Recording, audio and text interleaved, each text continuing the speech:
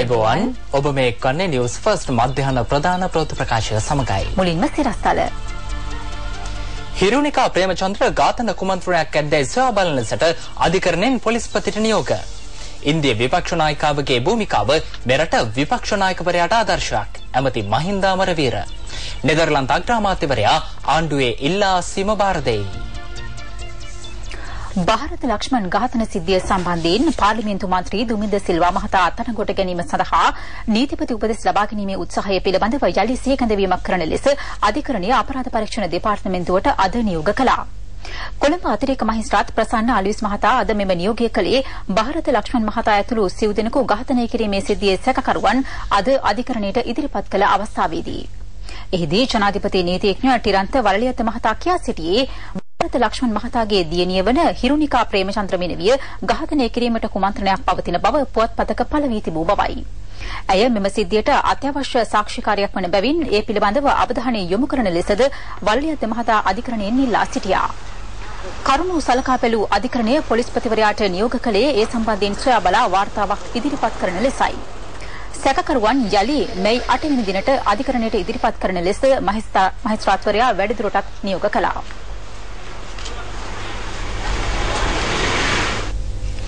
මේ අතර ಭಾರತ ලක්ෂ්මන් ඝාතනයේ සැකකරුවන් වහාම අත්අඩංගුවට ගන්නයිලා අද උදෑසන කොළඹ අලුත්කඩේ අධිකරණ ඉදිරිපිට සාමකාමී උද්ඝෝෂණයක් පැවැත්වුණා.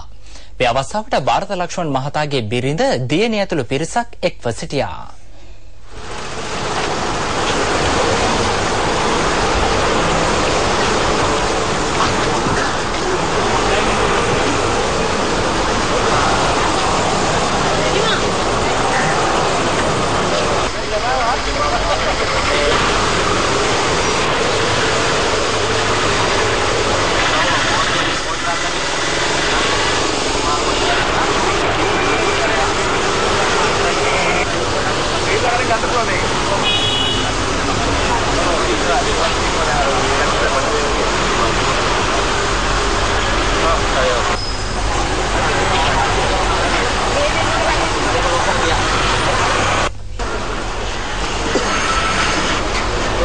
මහේස්ත්‍රාත් පරීක්ෂණ කටයුතු අවසන් වීමෙන් පසුව පිරිස අධිකරණ සංකීර්ණය අසල දේව කන්නලව්වකද නිරත වුණා.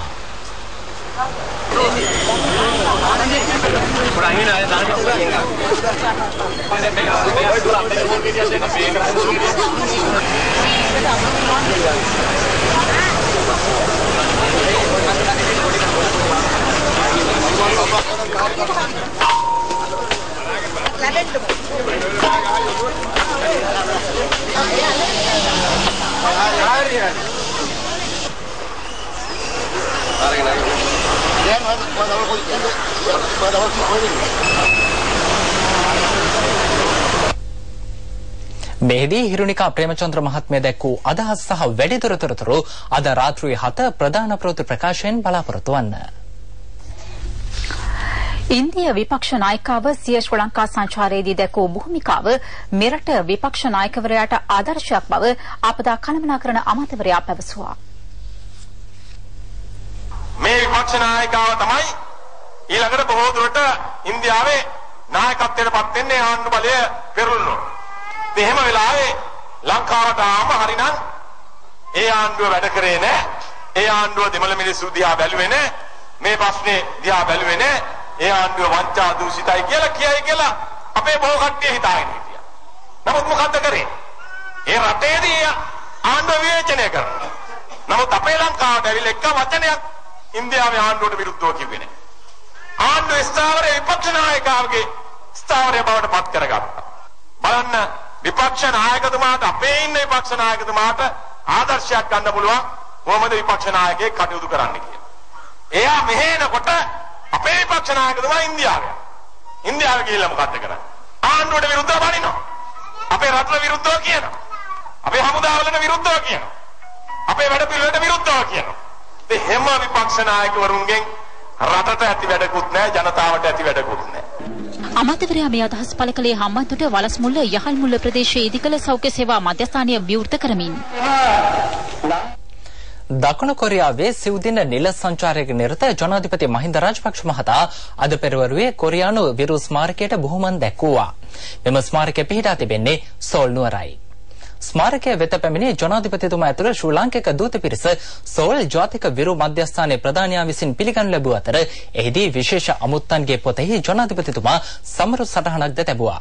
ජනාධිපති මාධ්‍යංශය පැවසුවේ මෙම අවස්ථාවට ජනාධිපති ආර්ය ශුරන්ති රාජපක්ෂ, අමාත්‍යවරුන් වන මහාචාර්ය ජී.එල්. පීරිස්, ඩැලස් අලහප්පෙරුම, පාර්ලිමේන්තු මන්ත්‍රීවරුන් වන නාමල් රාජපක්ෂ, නිශාන්ත මුතුහෙට්ටිගම, සනී රෝහණ හා රොෂාන් රණසිංහ යන මහත්ම මහත්මීන්ද එක්ව සිටි බවයි.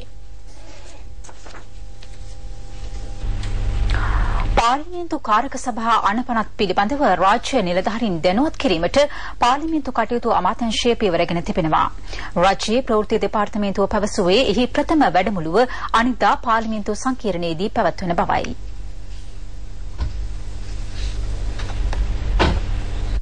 මෙම වැඩපිළිවෙල සඳහා කොළඹ, ගම්පහ සහ කළුතර යන දිස්ත්‍රික්කවල සියලුම ප්‍රාදේශීය ලේකම්වරුන් හා රාජ්‍ය ආයතනවල මාණ්ඩලික ශ්‍රේණියේ නිලධාරීවරුන් සහභාගී කර ගැනීමට නියමිතයි. එහිදී රාජ්‍ය ගිණුම්කාරක සභාවේ සභාපති ජ්‍යෙෂ්ඨ අමාත්‍ය ඩී ගුණසේකර මහතා, නීතිපති දෙපාර්තමේන්තුවේ ප්‍රධානීන්, නීති කෙටුම්පත් සම්පාදක සහ පාර්ලිමේන්තු ජ්‍යෙෂ්ඨ නිලධාරීන් විසින් රාජ්‍ය නිලධාරීන් දැනුවත් කිරීමට නියමිත බවද රාජ්‍ය ප්‍රවෘත්ති දෙපාර්තමේන්තුව පැවසුවා. බස්නාහිර පළාතේ දෙමළ මාධ්‍ය ගුරු පුරප්පාඩු 788ක් පවතින බව බස්නාහිර පළාත් අධ්‍යාපන අමාත්‍යාංශය පවසනවා.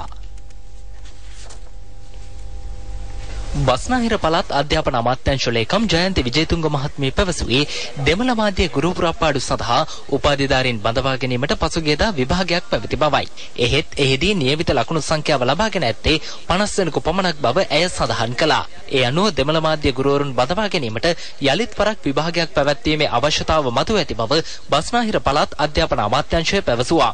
ජයන්ති විජේතුංග මහත්මිය ප්‍රකාශ කළේ ඉදිරි සතියේදී ඒ සඳහා අයදුම්පත් කැඳවන බවයි.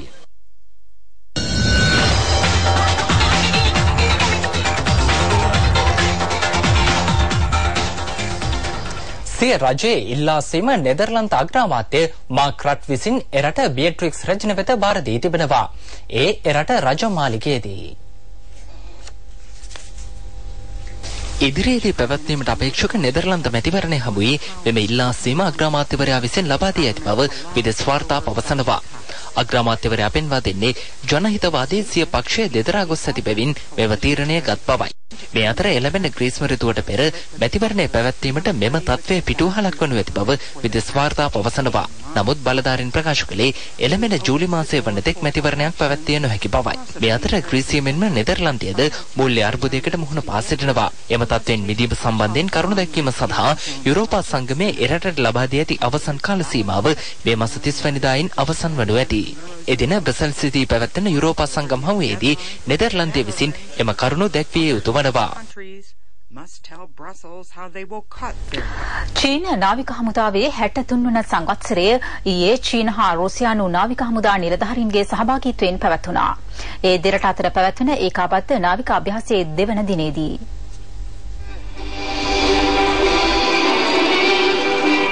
චීනයට නැගෙනහිරින් පිහිටි ක්වින්ග්ඩාවෝ ප්‍රදේශයට ඔබෙන් මේ දිනවල පැවැත්වෙන රුසියා චීන ඒකාබද්ධ නාවික අභ්‍යාසයට යුද නෞකා 16ක් සහ සබ්මරීන් 2ක්ද සහභාගී වනවා.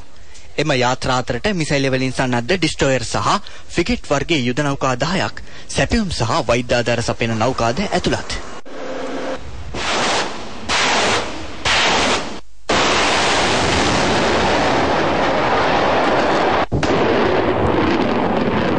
චීන නාවික හමුදාව ප්‍රකාශ කළේ අභ්‍යාසය සඳහා තම සෙබළුන් 4000කට අධික පිරිසක්ද සහභාගී වන බවයි.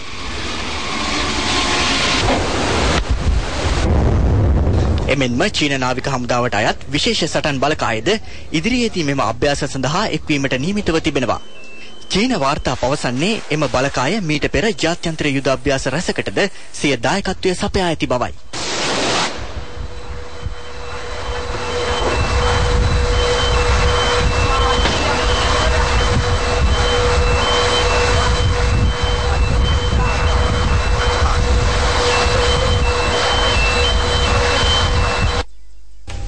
ජපානයේ ඇති වූ සුනාමියෙන් අතුරුදන් වූ පාපන්දුවක් වසරකට අධික කාලයකට පසුව හමු වීමේ පුවතක් ඇමරිකාවේ ඇලස්කා ප්‍රාන්තයෙන් වාර්තා වනවා.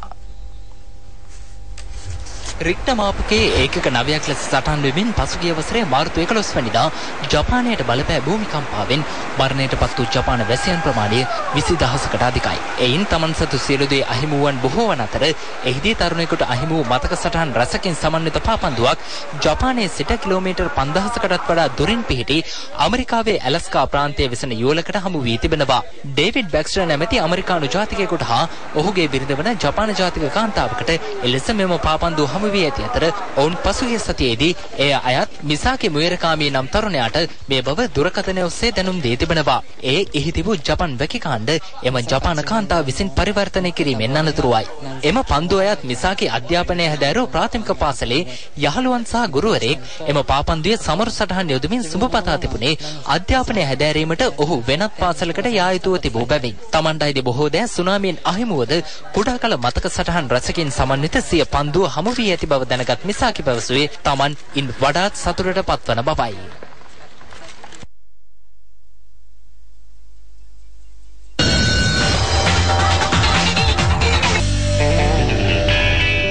ඔස්ට්‍රේලියා බටහිර ඉන්දිය කොදෙව් තුන්වැනි ටෙස්ට් ක්‍රිකට් තරගයේ දෙවැනි දිනය අදයි. පළමු දිනේ නිමවන විට ඔස්ට්‍රේලියා කණ්ඩායම පළමු ඉනිමට කඩලු 7ක් දැවී ලකුණු 212ක් රැස් කරගෙන සිටියා.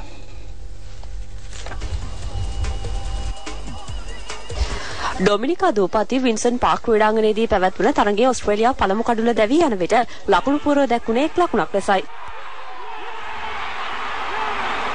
දෙවන කඩුල සඳහා ඩේවිඩ් වෝර්නර් සහ ෂේන් වොට්සන් අතර ගොඩනැගුණු සබඳතාව ලකුණු 83ක්. වොට්සන් ලකුණු 41කට දැවී ගියා. පන්දු 136කදී 4/6ක් සමග ලකුණු 50ක් රැස් කළ ඩේවිඩ් වෝර්නර් දැවී ගියේ ඔස්ට්‍රේලියා ඉනිමේ තුන්වැනි කඩුල ලෙසයි. රිකි පොන්ටින් ලකුණු 23ක් රැස් කළා. ලකුණු 24ක් රැස් කළ මයිකල් ක්ලාක් පස්වැනි කඩුල ලෙස දැවී ගිය අතර මයික් හසී රැස් කළ ලකුණු සංඛ්‍යාව 10ක්. ඔස්ට්‍රේලියා ඉනිමේ 7 වැනි කඩුල ලෙස දැවී ගියේ ලකුණු 4ක් රැස් කළ රයන් හැරිස්. ඊයේ දිනේ නිමාවන විට මැතිව් වෙඩ් නොදැවී ලකුණු 22ක් සහ මිචෙල් ස්ටක් නොදැවී ලකුණු 24ක් ලබා සිටියා. දක්ෂ පන්දු යැවීමක නිරතව දකුණත් පිටදඟ පන්දු යවන ක්‍රීඩක ෂේන් ෂිලින්ෆෝඩ් ලකුණු 77කට දවාගත් කඩුල සංඛ්‍යාව 4ක්. ශ්‍රීමත් ෆ්‍රැන්ක් පොලේ ශූරතාව සඳහා පැවැත්වෙන තරඟ 3කින් සමන්විත මෙම ටෙස්ට් ක්‍රිකට් තරඟාවලියේ මේ වන විට තරඟයකට බිඳුවක් ලෙස ඉදිරියෙන් සිටින්නේ ඔස්ට්‍රේලියා කණ්ඩායමයි.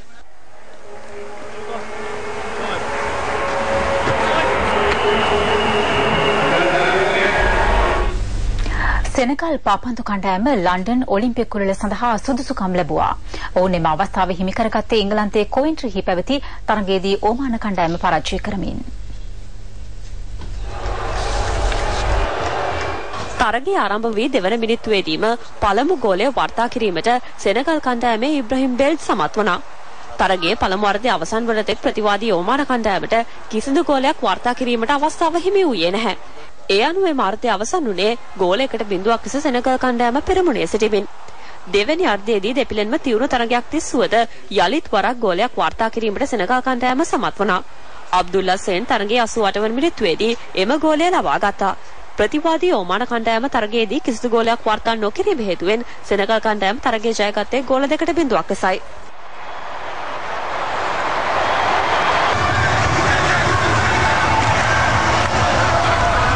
2012 යුරෝ කුසලාන පාපන්දු තරගාවලියේ ප්‍රවේශ පත්‍රය මුද්‍රණය කරන ආකාරය දිස්වන අනුරුව ඊයේ නිල වශයෙන් මාධ්‍යයට නිරාවරණ කෙරුණා. ඒ පෝලන්තයේ වෝසි පිහිටි ජාතික පාපන්දු ක්‍රීඩාංගණයේ.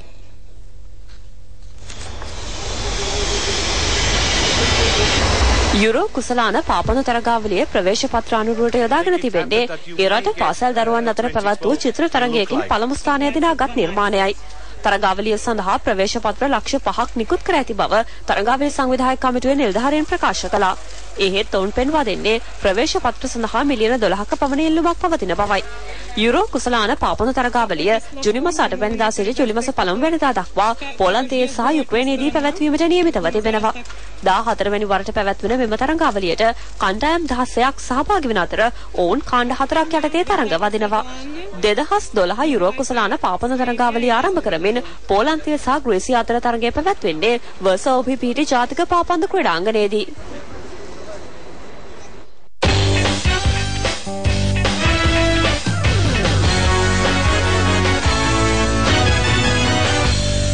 දැන් තවත් දේශීය පුවතක්. දකුණු කොරියාවේ සිව් දින නිල සංචාරක නිරත ජනාධිපති මහින්ද රාජපක්ෂ මහතා අද පෙරවරුවේ කොරියානු විරු ස්මාරකයට බුහුමන් දැක්වුවා.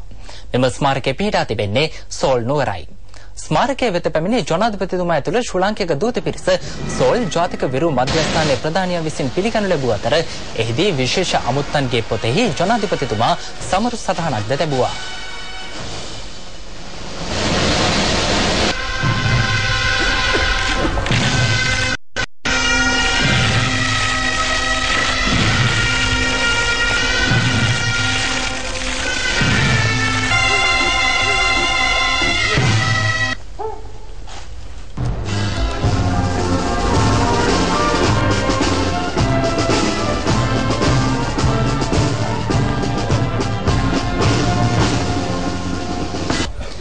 ජනාධිපති මාධ්‍යංශය පැවසුවේ මෙම අවස්ථාවට ජනාධිපති ආර්ය ශුරන්ති රාජපක්ෂ අමාත්‍යවරුන් වන මහාචාර්ය ජී.එල්. පීරිස් ඩලස් අලහප්පෙරම පාර්ලිමේන්තු මන්ත්‍රීවරුන් වන නාමල් රාජපක්ෂ නිශාන්ත මුතුහෙට්ටිගම සනි රෝහණ හා රොෂාන් රණසිංහ යන මහත්ම මහත්මීන්ද එක්ව සිටි බවයි.